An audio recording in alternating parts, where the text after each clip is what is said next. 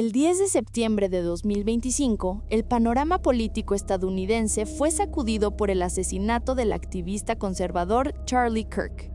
El suceso tuvo lugar en el campus de la Universidad del Valle de Utah, donde Kirk, de 31 años, se encontraba dando inicio a su The American Comeback Tour.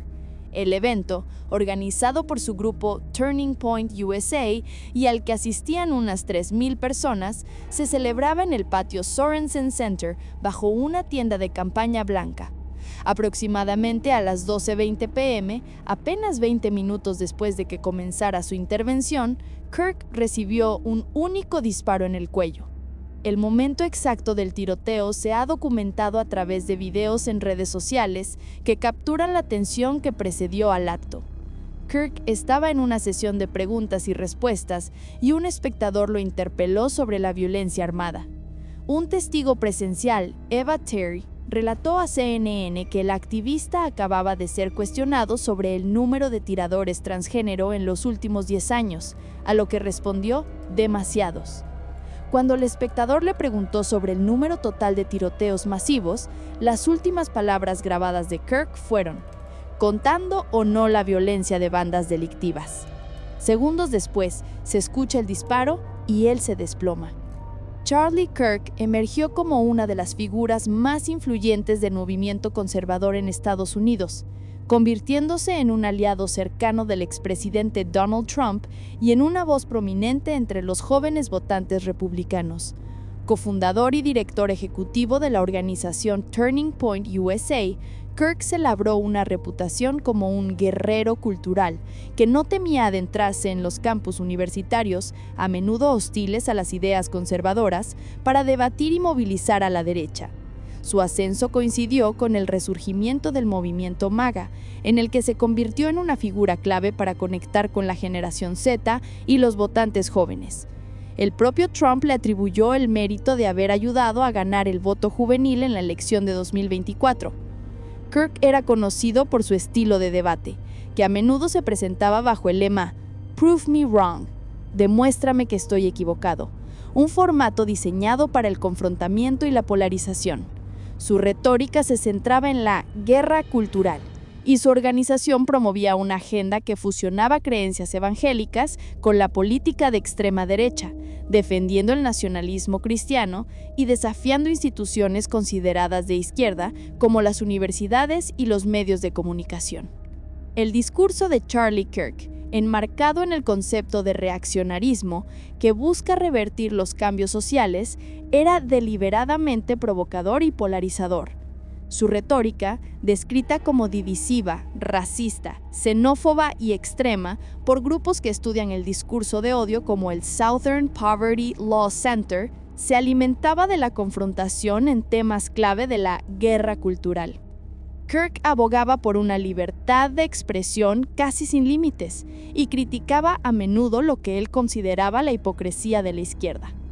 Para ilustrar la naturaleza de su discurso, es útil examinar algunas de sus declaraciones más controvertidas. Sobre el control de armas dijo, «Creo que vale la pena pagar, por desgracia, algunas muertes por armas de fuego cada año para que podamos recurrir a la segunda enmienda y proteger nuestros demás derechos divinos». Sobre la empatía dijo, «La verdad es que no soporto la palabra empatía. Creo que es un término inventado, de la nueva era». Sobre los derechos civiles, dijo, «Cometimos un gran error cuando aprobamos la Ley de Derechos Civiles en la década de 1960. Sobre la inmigración y raza, dijo, «Nosotros, los americanos nativos, estamos siendo reemplazados por extranjeros, y que los individuos blancos tienen más probabilidades de ser atacados por personas negras en este país».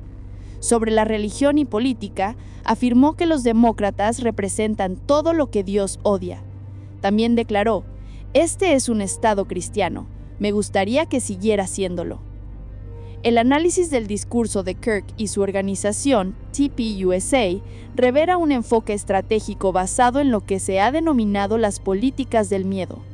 Esta estrategia se dedica a sembrar y explotar el miedo en sus audiencias con la idea de que la supremacía blanca cristiana está bajo ataque por una variedad de actores nefastos, incluyendo inmigrantes, la comunidad LGBTQ+, y activistas de derechos civiles. Al presentar a los oponentes políticos no solo como adversarios, sino como una amenaza existencial al modo de vida, se cultiva una polarización afectiva que deshumaniza al otro lado y lo convierte en un enemigo. Este fenómeno va más allá de un simple desacuerdo político. La evidencia de la escalada en Estados Unidos, que incluye el asalto al Capitolio, los recientes intentos de asesinato de figuras políticas de ambos partidos y los documentados crímenes de odio del Departamento de Justicia, demuestran que el discurso de odio y la polarización no son solo fenómenos sociales pasivos. Como ha señalado el secretario general de la ONU, el discurso de odio es una señal de alarma que antecede y promueve la violencia. La percepción de un enemigo legitima el conflicto y reduce la capacidad de los individuos para ver al otro lado como seres humanos. Un proceso que fue fatalmente ilustrado en el caso de Kirk, cuya muerte ocurrió en el contexto de un debate que él mismo había ayudado a enmarcar en términos de confrontación. El asesinato de Charlie Kirk reaviva un debate fundamental sobre los límites de la libertad de expresión en las democracias contemporáneas. La Universidad del Valle de Utah había defendido el derecho de Kirk a hablar en su campus basándose en la Primera Enmienda, que protege un amplio abanico de discursos en Estados Unidos. Sin embargo, este modelo de libertad de expresión se encuentra en tensión con las normas internacionales, que reconocen la necesidad de limitar ciertos discursos para proteger los derechos de terceros. Amnistía Internacional, por ejemplo, sostiene que la libertad de expresión puede ser restringida legítimamente cuando promueve el odio o incita a la discriminación y la violencia. Este dilema no es meramente teórico. El Departamento de Justicia de Estados Unidos documenta numerosos casos de crímenes de odio que a menudo son el resultado de un entorno discursivo que deshumaniza a ciertos grupos, confirmando la estrecha relación entre la retórica y los actos de violencia.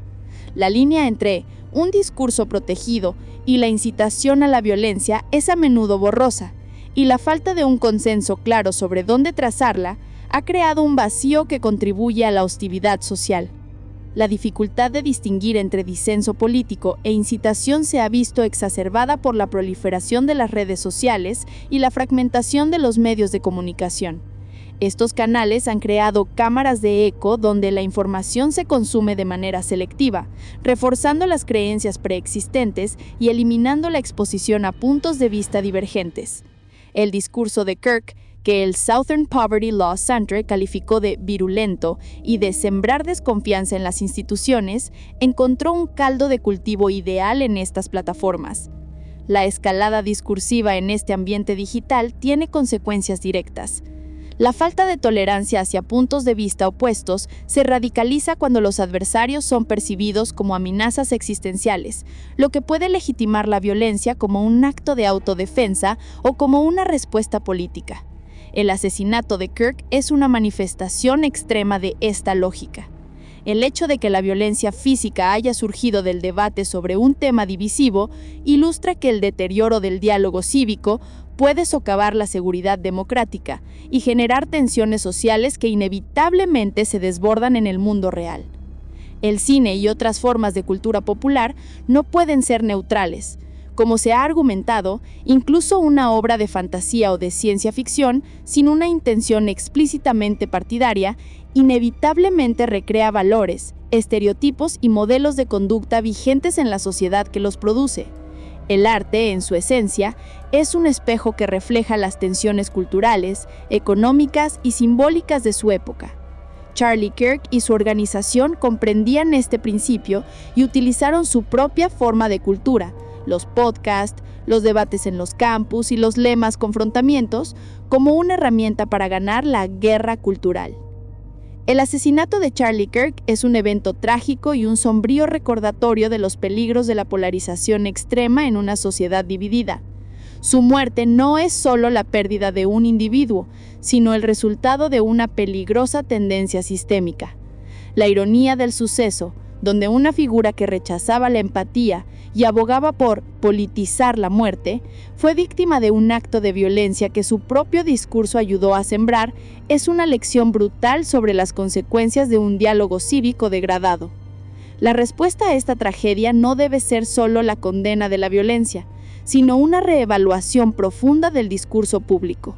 Para mitigar la polarización y prevenir futuras escaladas, ¿tú qué opinas de este lamentable suceso? Te leemos en los comentarios.